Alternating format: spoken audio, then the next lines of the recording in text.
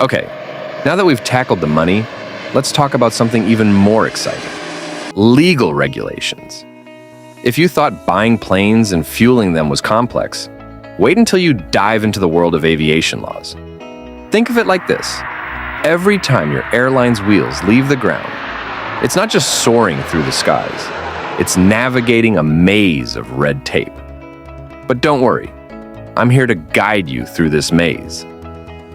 First things first, every country has its own aviation authority. In the US, you need approvals from the Federal Aviation Administration, FAA, and the Department of Transportation, DOT. In Europe, it's the European Union Aviation Safety Agency, EASA. These agencies are the gatekeepers of the skies. They oversee everything from aircraft safety to the routes you fly, the crew you hire, and even the snacks you serve. Okay, maybe not the snacks, but almost everything else. Here's something most people don't know. Starting an airline doesn't just involve registering a company. There are dozens of certifications, permits, and licenses you'll need.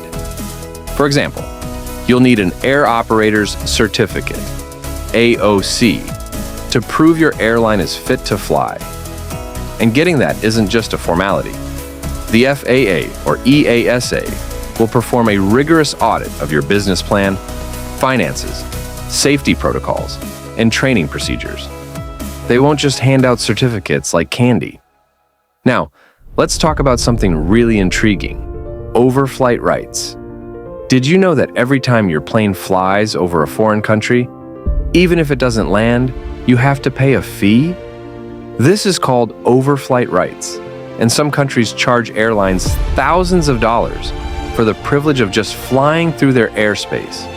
Russia, for example, is notorious for its hefty overflight fees, sometimes as high as $8,000 per flight. So, when airlines plan routes, they don't just consider distance, they're calculating how much it costs to pass over different countries. Here's an insider tip. Some airlines literally plan their routes like they're avoiding toll roads. Ever wondered why your flight seems to take a weird path over Greenland instead of a straight line to Europe? It could be to avoid costly airspace in other regions.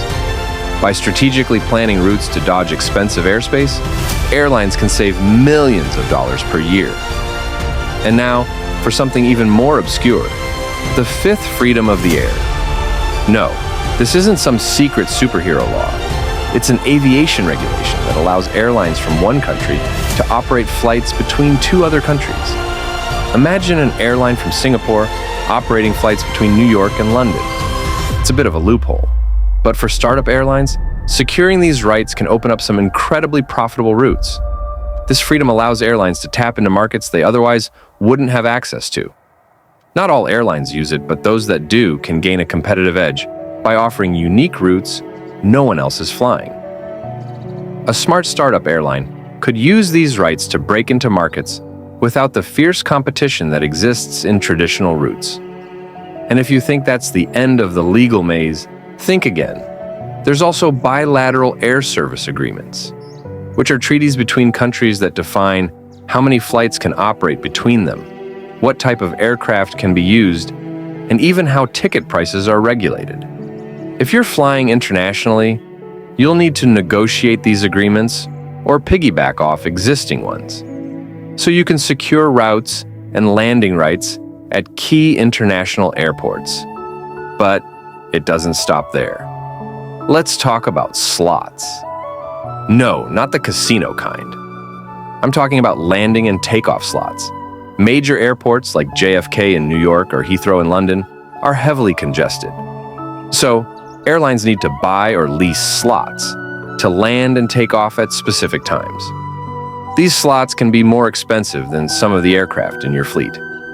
In 2016, Oman Air reportedly paid a whopping $75 million for a single slot at Heathrow. That's how valuable these primetime takeoff and landing times are.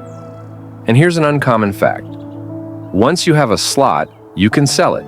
Yep, airline slots are a tradable commodity, and major airlines often trade or sell their slots for millions. So, if you're starting your airline and can snag a prime slot at a busy airport, not only can you get more passengers, but you've just secured a golden asset that appreciates over time. So, as you can see, it's not just about buying planes and flying off into the sunset. Navigating the legal side of aviation is like playing 4D chess, from certifications to overflight rights to landing slots. There's a whole world of complex regulations you have to master if you want your airline to take off and stay in the air.